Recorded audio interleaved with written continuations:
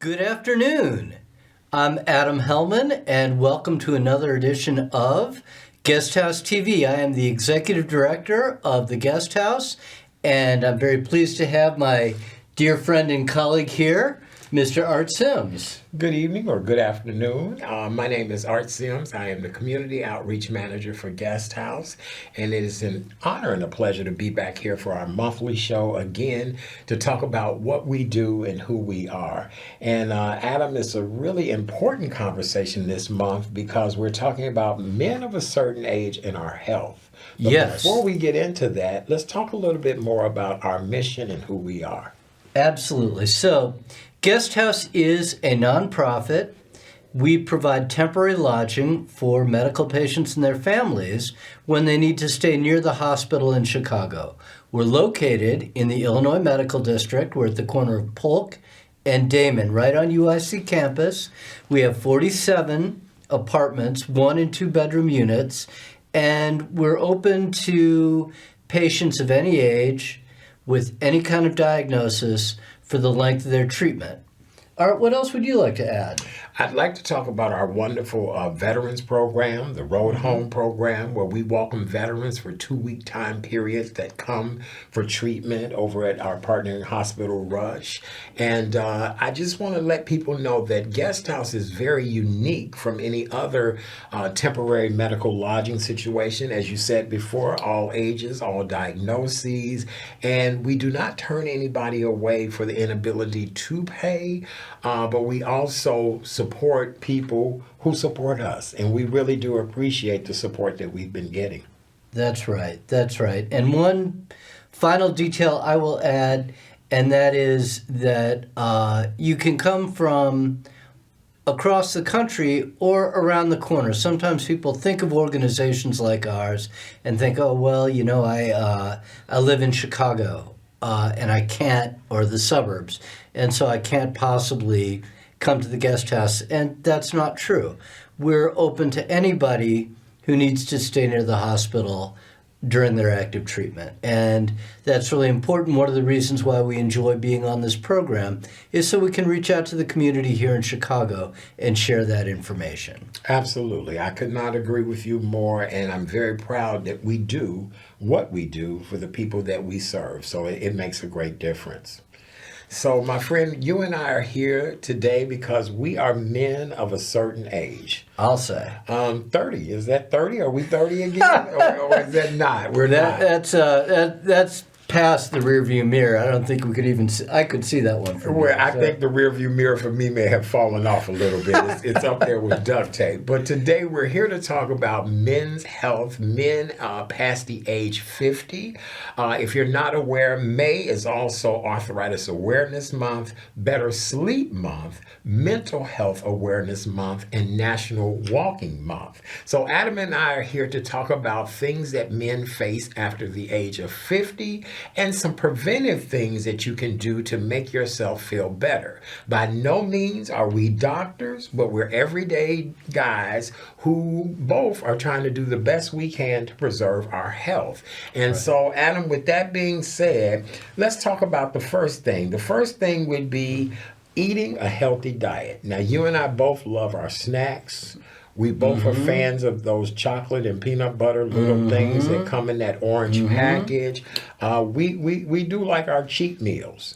But you've been doing really well with your weight loss and working out. What would you recommend to our audience to get back on track when it comes to that healthy eating? Here's what I think, Art, is that sometimes people go on diets, and I've certainly tried a bunch of different ones in my life, and there's like, well, you can't eat this food, you can't eat that food, this is wrong, that's wrong.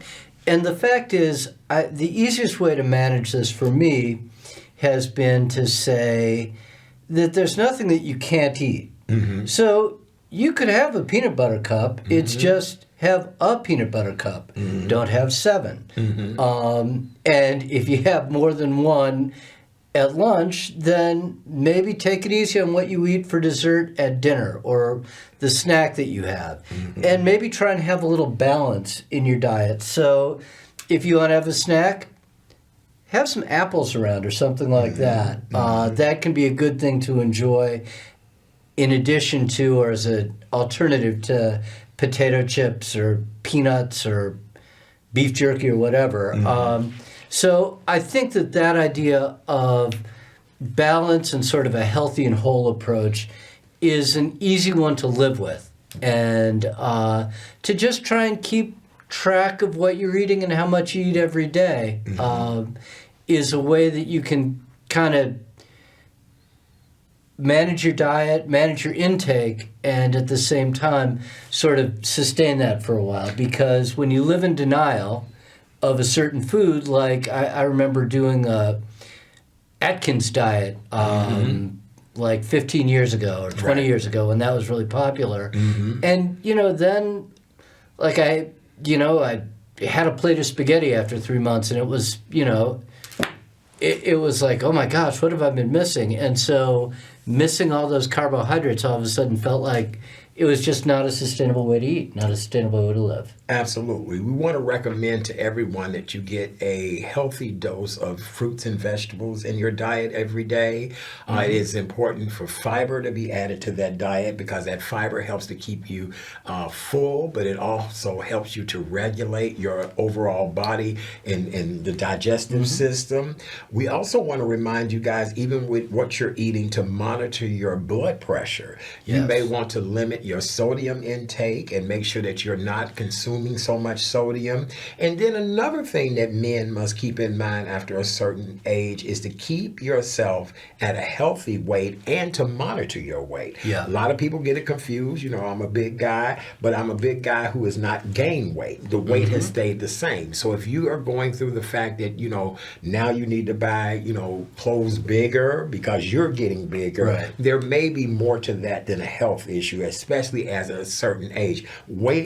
Clothing size has not changed unless you lose weight. And that's a different story. You know what I'm saying? But not, you're just sitting around and all of a sudden you need larger clothes. Then there may be something more to that than what you may think. Yeah, that was I know that's been a hard realization for me to say, you know what, no one went in my closet and shrunk my clothes. Like put a ray on there, made them smaller. Absolutely. So, I think that's absolutely true. And I think, we talk about exercise as being a component of that. And when I was younger, I could be a lot more active. Like, I have 2 artificial hips right now, right? So, I can't go running anymore. I can't do this. I can't do that. And I'm just not as active anymore as I was when I was a younger man. But you know what? Steady work again. Like, I walk to work most days. That takes about an hour.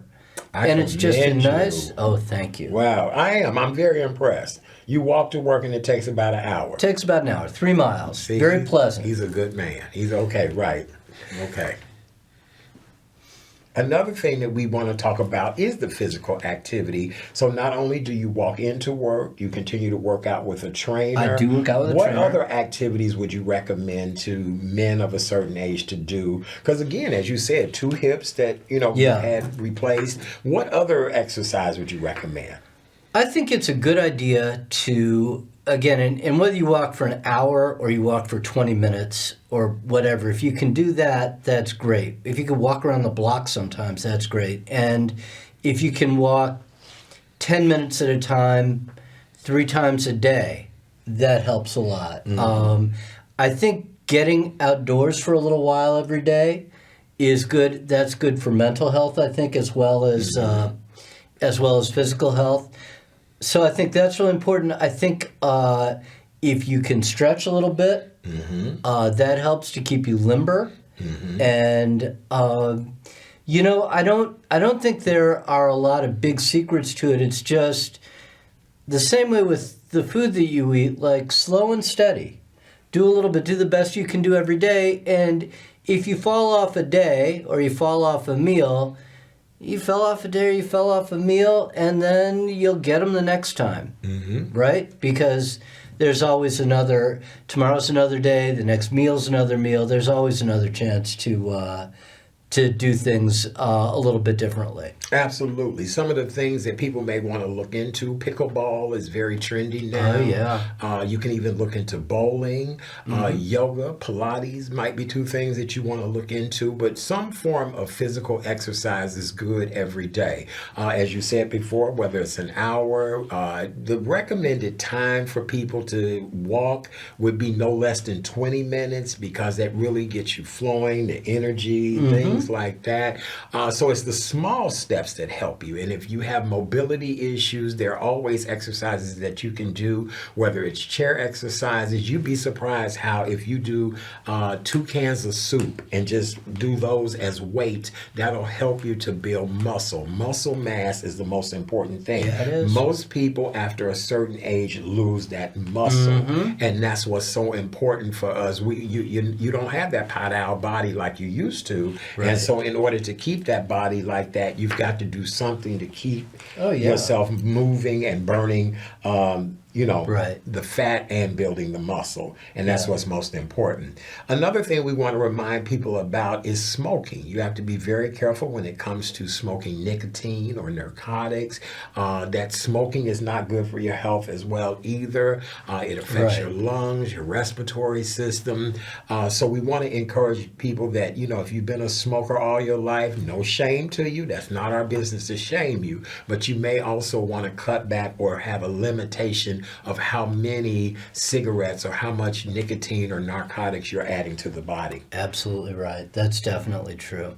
It's a funny thing. I think about, and we're sort of, these all are issues that contribute to hypertension, which is kind of what we've been talking about. And, I know that earlier in my life, so, when I was in my 20s and early 30s, I played a lot of sports, and so I eat, drink, carry on, do whatever I wanted. And then, you get 20 years down the road, and that's not so easy anymore to do. It's not, you can still eat, drink, and carry on maybe, but you're not getting the same amount of exercise. You're not as young anymore, and you don't have so much muscle, whatever.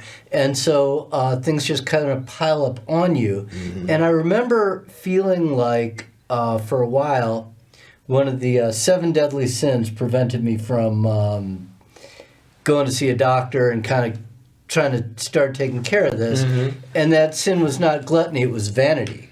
Oh. Right? So it's like all of a sudden, then the doctor's going to tell you, you better eat better, you better get exercise, you got to do this, got to do that. And nobody likes to be corrected that way. Nobody likes to feel like they're not doing their best to themselves. But it's important to go because even if your doctor puts you on medication for blood pressure, that's a real thing. And that's kind of a hard pill to swallow, so to speak. Correct. But it's much better than the health effects that come if you ignore that. That's right. Or you pretend that's not going to be there. And it's no shame, 60%, over 60% of Americans over 60 have high blood pressure now.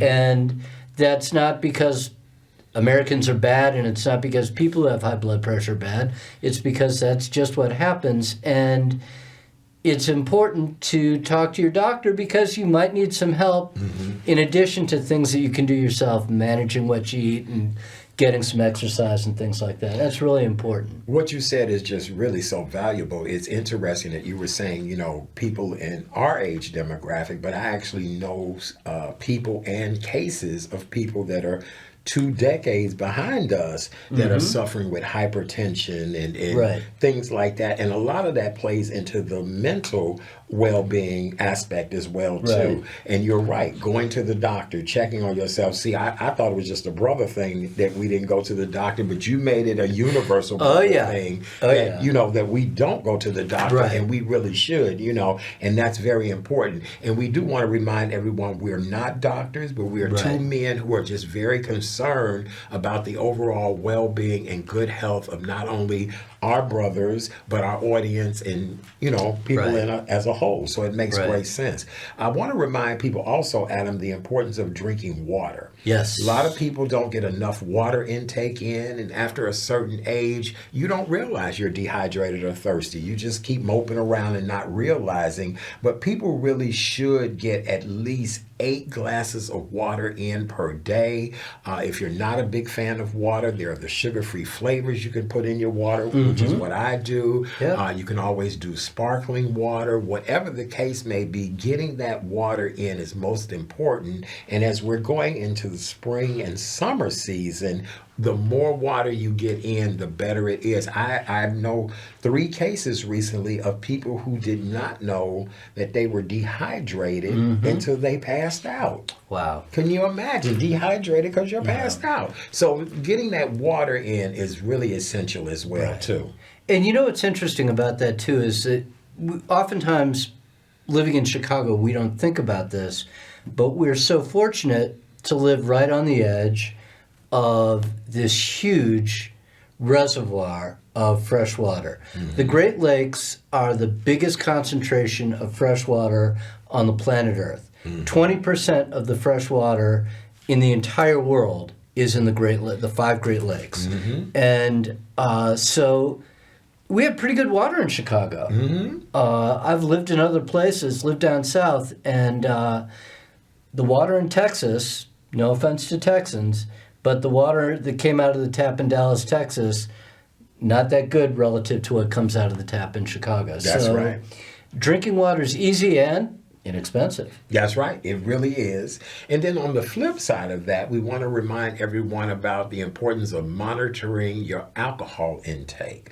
For those of you that enjoy a good beverage, and we're not guilty of that, everybody. We're not innocent of that. Innocent of that, right? We're right. See, We'll I tried cop to to make us innocent, but yeah, we're not innocent of that. We're guilty. No.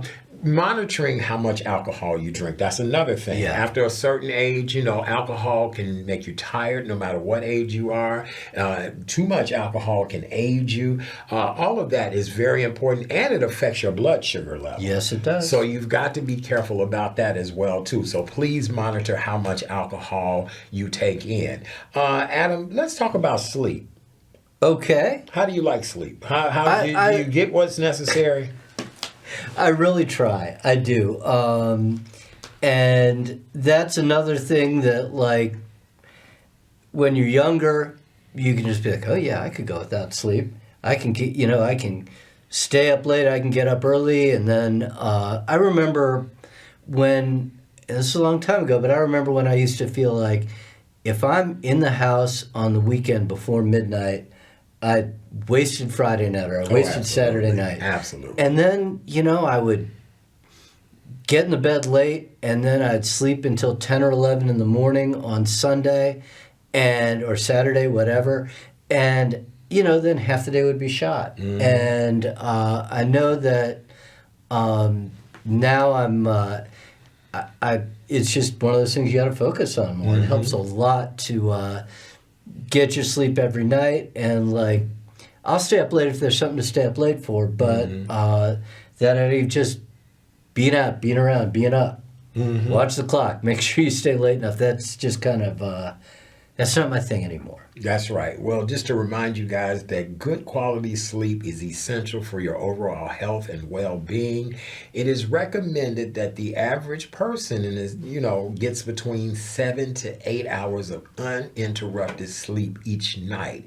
It is important that you establish a regular sleeping schedule, create a restful environment, and do your best to avoid stimulants like caffeine and even electronic devices before you go to sleep. It can actually improve your sleep quality. And much like yourself, I agree. There's a certain time now where I have to go to bed. Yeah. And for many years, I was an international flight attendant, so I flew through the night and I stayed woke the entire flight. And then for a number of years, I was a red-eye flight attendant. Right. So, gosh. but now I couldn't even imagine, me staying up all night long. Yeah. And that used to be my entire life, was staying up all night. So, Right. We'll see. But definitely aim for better sleep. Sleep is the most important thing. And another thing that we want to remind you guys is, how are you sleeping? You know, a quality mattress, or, you know, making sure you're sleeping on things that make you comfortable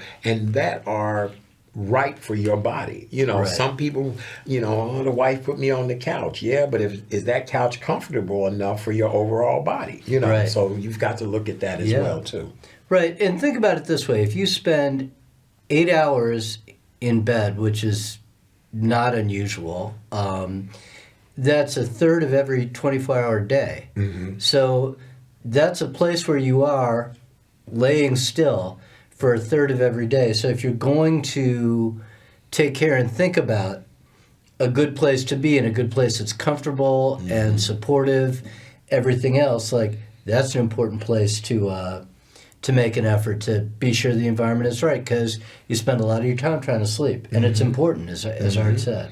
And all of these tips that we're giving you guys actually all goes back to your blood pressure. It really does. In order to keep your blood pressure at a regulated level, these are some of the things that we are just recommending that you do. Again, we're not doctors. We're just two men, brothers, as we say, Yes. that are trying to just talk to people, talk to the masses, and just say, listen, take care of your health. Here recently, I've had a lot of people in my age range to pass away, and they were very physically fit. They were, you know, athletes, all of that. And you just never know, but it's all about A, establishing that relationship with your healthcare provider, B, listening to the advice that your healthcare provider gives you, and then you taking control of your life. Right. And I think that's what you and I both do. Yeah, I think that's absolutely true. And I think part of the reason why we're so focused on this now is, if you go back to the work we do with the guest house, so we see people and we help people, some of them have had a stroke.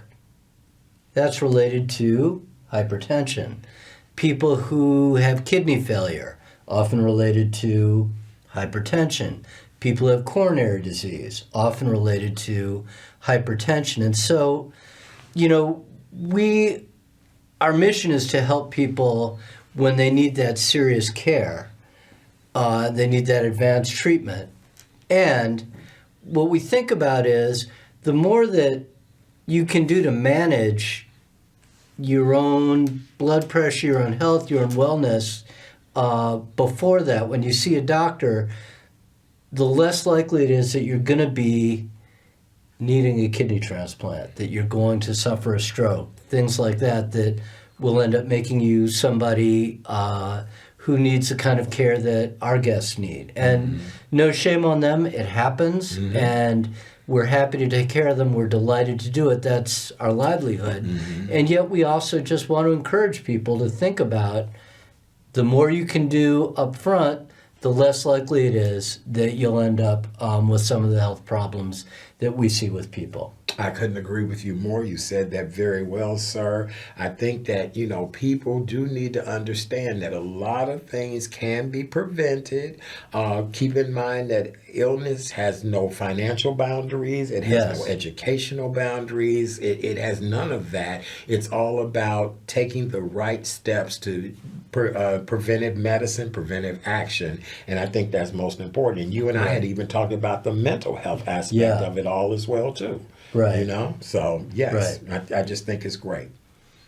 I agree. I think that, you know, the easiest way that I've found, at least, for me, is to just try and balance in moderation, you know, and just try and do the best you can do, and try not to sweat. If you go have some fried chicken, I'm a person, you know, loves fried chicken. We're not going to mention our favorite one, but we're not. But there's great options in Chicago. We'll just put it like that. Oh yeah, yes. So, but it's okay if you eat that sometimes. It's just, don't eat it all the time. Don't eat it every day. But you know, if you have that once in a while, so be it. Then don't punish yourself by saying, well, if I had fried chicken, then the next thing I'm going to do is have a whole double crust pizza or thick pizza or something like that. Now you got me hungry.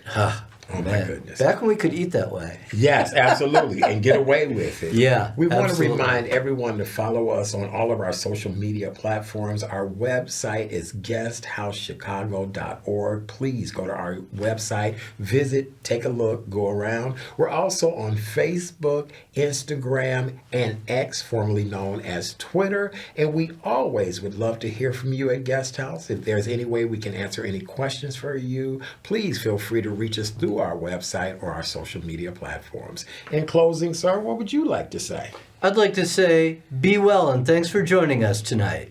We appreciate you guys. Guesthousechicago.org. Temporary housing or lodging for those in need, not only here in Chicago, but across the country. We thank you so much for joining us.